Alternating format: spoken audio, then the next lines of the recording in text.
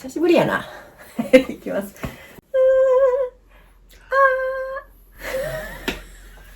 よし。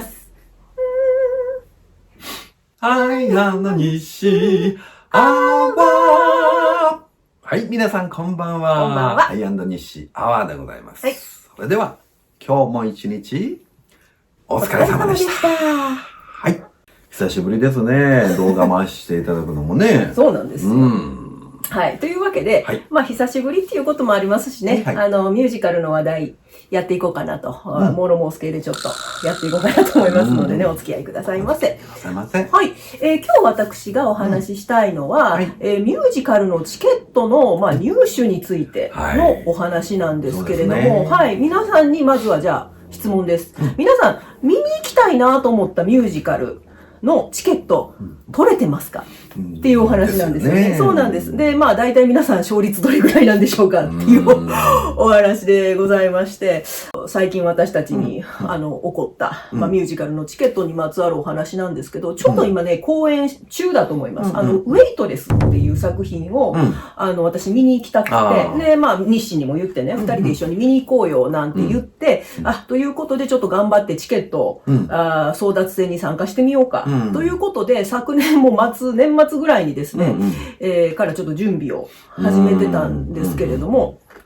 で、まあ、結論から言うとですね、取れませんでした。どうしてもそのミュージカルのチケットのシステムというか、その公演の期間のその短さっていうのが、どうしてもやっぱりその皆さんにやっぱ見に行きたいと思われてる方にちゃんとチケットが行き届く状況なのかなっていうのが、まあ毎回私ね、疑問に。そうですね。そう思うんですよね。ウェイトレスって言えば、高田美月さんがね。そうです、そうです。出演されてるということでね、生の声をちょっと聞こえるということで、私たちもね。そう。これちょっとぜひ見に行きたいって言ってね。そうなんですよ。で、相手役が森崎ウィンさんでね。森崎ウィンさんね。見てみたいねっていう話もしてたし、まあ私はね、作品そのものにちょっと興味がありまして、あれは、ブロードウェイで最初、産声を上げたというミュージカルなんですけれども、作られてる方、クリエイター、全員女性らしいんですよ。だから非常にまあ女性目線の、作品だということと、作曲をされてるサラ・バレリスさんっていう方がですね、シンガーソングライターで、実際ブロードウェイの舞台にも立たれてる女優さんでもあるしっていうことで、クリエイターとしてもシンガーとしてもですね、非常に私注目しているというか、リスペクトしている方なので、ブロードウェイでも見たことない作品でしたから、で、初めてなんで、やっぱ見に行ってみたいな一遍っていうのでね、非常に興味あったんですけれども、まあ残念でしたということで。で、まあ私が、まあどういう方法でチケットを入手しようとしたかっていうお話からなんですけれども、いろんなね、チケット入手方法あると思うんですよ。で、まあ私としてはね、確実に、しかもできればいい席で、見たい、撮りたいっていうのがあったんで、まあ皆さんそう思われると思うんですけど、で、最初の抽選に挑戦したんですよ。我々関西なんでね、梅田芸術劇場の公演の抽選に並ぼうと思ったら、まず何をしないといけないかっていうと、梅田芸術劇場の会員にならないといけないんですよ。そうですね。はい。なので、年会費をまずはお支払いをして、で、会員になりました。で、その上で、まあ、抽選の案内が来た時に、5公演しかないんですけど、5公演中、我々がまあ、スケジュール的に行けるのが2公演だったんで、で、その2公演両方、15,000円と16,000円だったかな。片方は。どちらも平日だったかな。いや、片方は平日だったんで15,000円で、もう片方が日曜日で設定したと思うんで、16,000円だったと思います。もう見に行けたらどっちでもいいやっていう気持ちだったんで、そう。だからまあ両方第2希望までを上げたんですけれども、数週間後に残念でしたという、まあメールが来たと。で、まあもちろん最初の抽選に漏れても、その後会員選考っていうのがあるし、で、あとは一般発売もあるし、あるいはどなたか推しの方がいらっしゃるんであれば、出演者の方の例えばファンクラブから入手するとか、いろんな入手方法確かにあるんですよ。けど、私のまあ心情からしたらですね、もう一回抽選でダメだったら、で、しかもまあ梅田芸術劇場の会員になってそこでもお金払ってるし、もうそれでダメだったらね、ちょっと気持ち的に萎えちゃうんですよ。だからもうこの作品とは縁がなかったのかなっていうことで、もうその後の発売にもう手挙げることはなく、ちょっと今回は見送ったということなんですよね。ねだからね映画だったらすぐにね、見れるわけですよね。で好きな時に大体好きな時間にね、見に行くことができますよね。それがミュージカルとなると途端に本当に手も足も出なくなるっていうね、そうなんですよ、現状がありましてね。でも関西でこれなんで、東京なんてもっとじゃなかろうかと、我々は想像するんですけれども、で関西といえば、宝塚歌劇ね、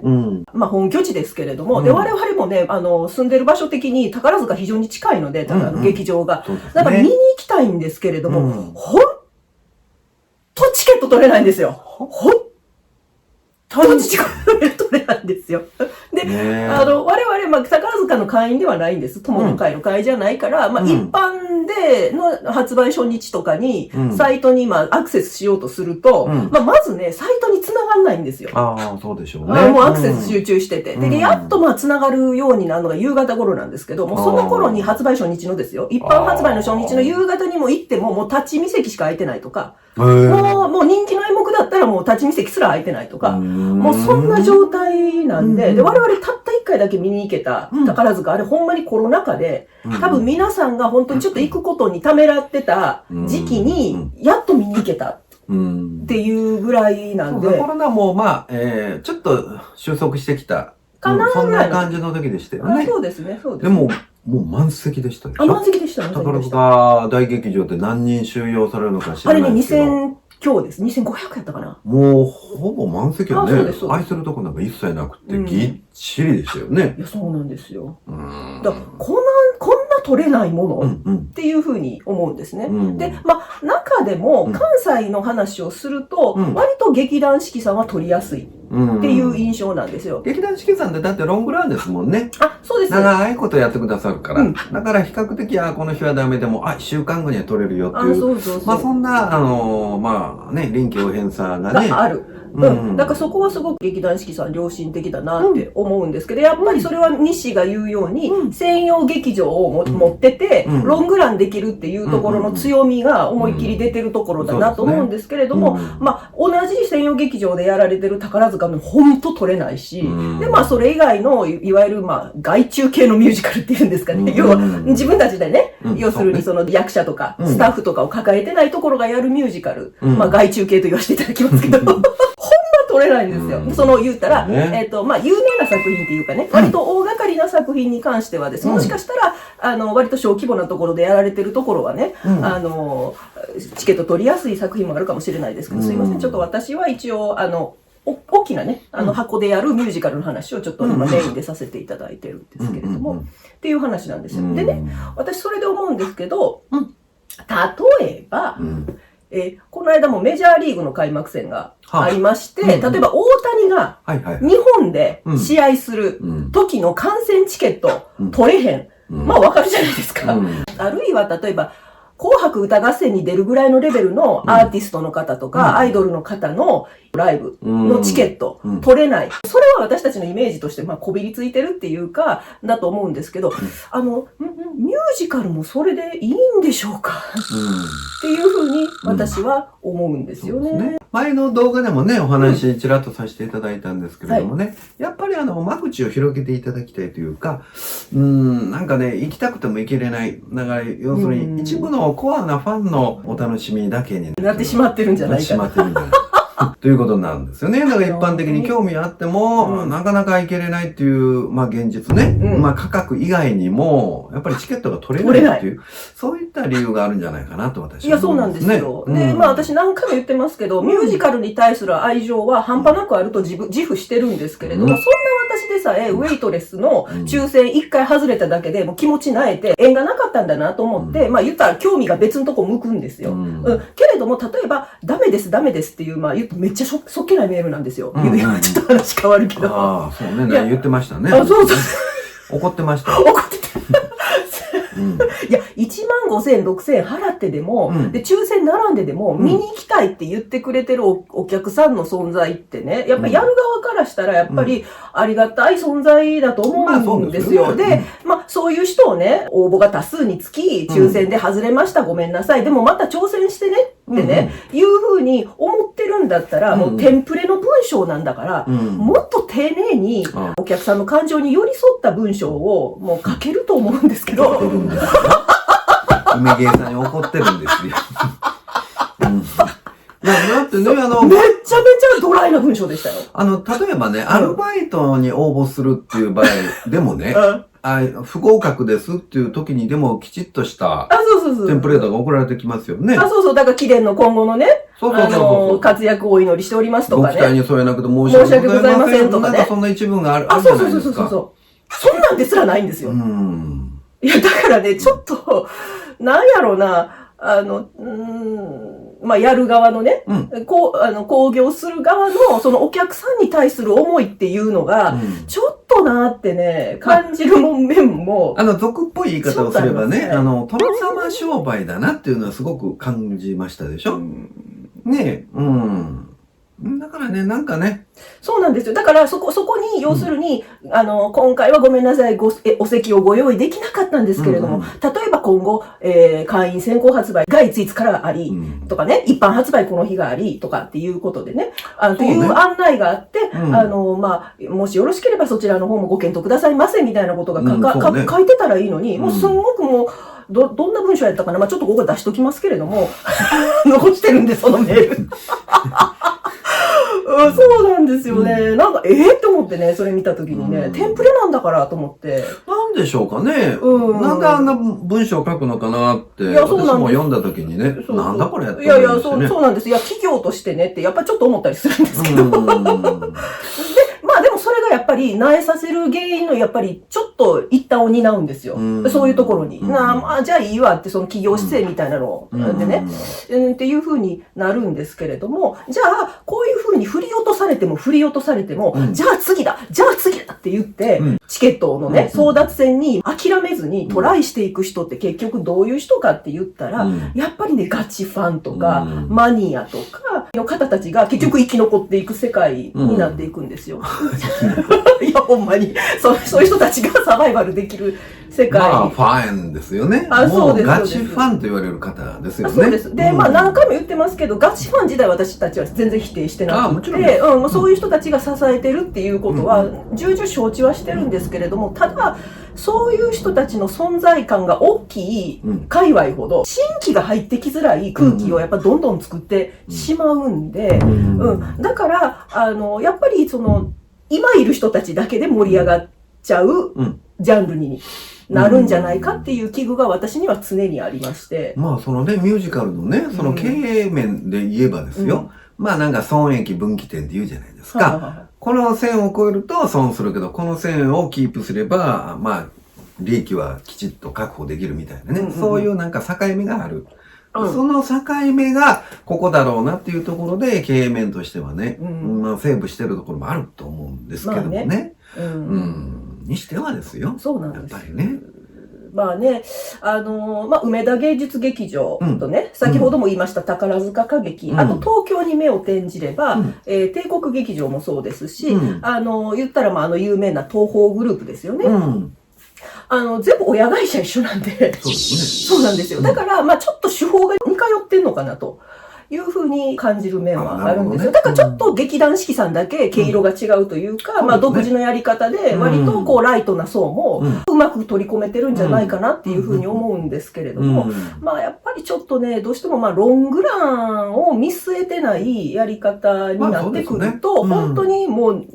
チケットを取るということにものすごい情熱を注げる方でない限り、なかなか行くという機会に恵まれないんじゃないかな。そうですね。どうしても実際私たちが、劇場に運んでもなんとなく感じるのは、ちょっと風通しが良くない感じっていうのかな。閉鎖的っていうんでしょうか。そうそう。I&Nishiアワー。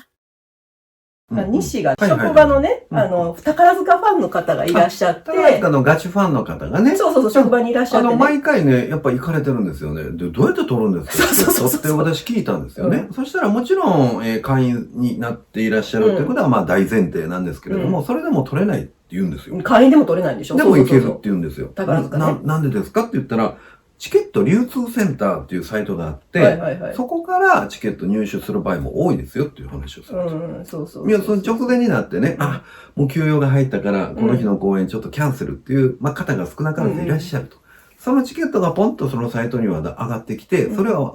タイミングがね、合えばパッとこう、ゲットできるっていう、そういったサイトがあるので、そこを活用して別に S 席に限らずね、A 席であれ、B 席であれ、もうとにかく行けたらいいのよっていう感じの方でしたから、そういう窓口があるよっていうことを教えていただいて、へーと思ったんですね。だからうちらはもうそういったものを活用してね、なんとかチケットを取ろうと。もがいたら、取れるかもしれないですよね。そうそう、もがいたらの話なんです。けれども、もがく馬力が、すいません、私たちないんですっていうか、っていうか、要は、他の一般のライト層の方に対しても同じことが言えると思うんですけれども、1回2回挑戦してダメだったら、もういいわって普通なりますよっていう話なんですよ。そうですね。そう。だから、そういう人たちを取りこぼさないようなことをやっぱり考えていく必要があるんじゃないかな、なんていうふうに私は思ったりするんですけど、そもそもね、例えば、じゃあ、まず抽選があって、で、先行発売がありとか、演者さんのファンクラブがありとか、あとね、クレジットカードの会員優待とか、私、前のね、職場の同僚の方でいらっしゃったんですけれども、株主優待で行ける人とか、ね、ありとあらゆるね、入手方法があるんですよ。そうなんですね。だから、席数としてはすごいんですけれども、外部のものがチケット取ろうと思っても、もうすでにそうなんです。だからいろんな企業が、埋まっちゃってる、抑えちゃってるんですよね。要するに一般に開放されてる席っていうのは、実はすごく少なくって、だからいい席で見ようと思ったら、やっぱり例えばどっかの会員になる。だから宝塚だったら宝塚の友の会入るとかね、梅芸の会員になるとか、式だったら式の会に入るとか、そういう形でプラスのお金をお支払いした上で、両席を確保する。みたいなシステムで、私それ自体は別に悪くはないと思ってるんです。お金出した人がよりいい席につけるっていうのは、それは別に全然悪いことじゃないと思うんだけど、ただ、一回見てみたいっていうライト層の人にも、ある程度チケットが行き渡るようにしてほしいなっていうふうに思うんですよね。入手路が多岐にわたるっていうのは、ちょっと混乱を招くから、もうちょっとシンプルにしてほしいなっていう思いもありはするんですけれども、ただ、ファンクラブの会費とか、劇場さんとか劇団さんに年会費とか会員費を払うことによって、チケット入手に対してね、有利な状況にできるっていうのは、そのシステム自体は別にいいと思ってるんで。そうでしょうね。運営面にしてもね、そうじゃないですか。そこの枠っていうのは必ず埋まるよと。そう。だから必ず埋まるから経営が成り立つっていうところがあると思う、そうで、その会員っていうのはすごく大きな収入源だと思います。だからやっぱりそういう手法はやめてねっていう話は全然しなくて、それは当然でしょって私も思うんで。だけど、やっぱり、新規とか一般の人が一般発売の時にある程度チケットが、手に入れるような、ことはやっぱりもうちょっと考えてあげた方がいいんじゃないかな。そうですね。これは私たちからのお願いですよね。そうです。というのは、例えばこの YouTube もそうなんだけど、YouTube ってね、私たちメインチャンネルのアイ&ニシデュエットの方なんかは結構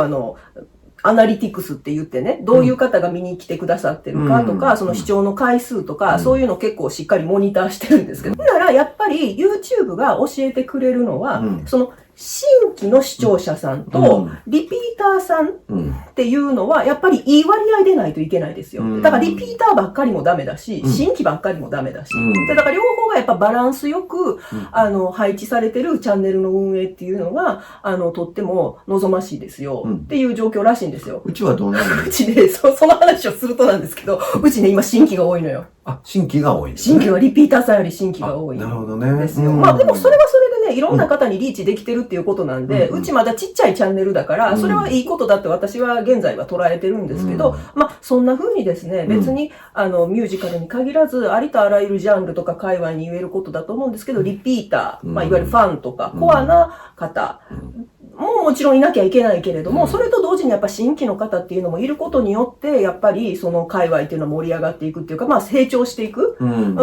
じゃないかな。っていうふうに、思いますんでね、やっぱりやっぱり割合というか、っていうことを、バランスよく、そうですね。していったかはったらいいんじゃないですか、みたいな、そんな、お話でしたね。お話でございました。梅毛さんには。いや、メールの文章もうちょっと考えた方がいいと思いますよ。そうなんですよ。やっぱりね、会社員として勤めてきたら、やっぱり私だったらこう書くぞっていうね、文章がね、やっぱあるんでね、私だったらもっとね、この度は、抽選にのご応募ありがとうございますと、誠に遺憾ながらと、お客様のお席をご用意することができませんでしたと、応募多数によりと。もしよろしければ、先行発売は何月何日より予定しておりましてと、一般発売はこの日に予定しておりますので、できましたらそちらの方もお試しいただけますと、大変ありがたく存じますと。別に長ったらしくなくていいから、それぐらいのね、文章は、応募していただいたというかね、そういったことに関して、まずは感謝。そういうことやね。そう。そして残念ながらって言ってね。用意できなかったことに対するやっぱりごめんなさいという気持ちと、これに懲りずにまた挑戦してねっていうのと、やっぱそれは普通じゃないって思うんですよ、企業としてね。あれってね。怒ってます。怒ってます。そこ、梅毛さんって何回も言わない。そこはね、やっぱちょっと文章見直した方がいいと思いますね。何千人という方にね、おそらく何万人かもしれない、送ってる文章だと思うんで、ね。しっかりしてください。と言いたかったらしいです。はい、ということでね、ぼちぼちこのチャンネルもね、また更新していきたいなというふうに思いますので、よかったら見に来てください。というわけで、愛でした。西でした。アイ&西でした。はい、おやすみなさい。おやすみなさい。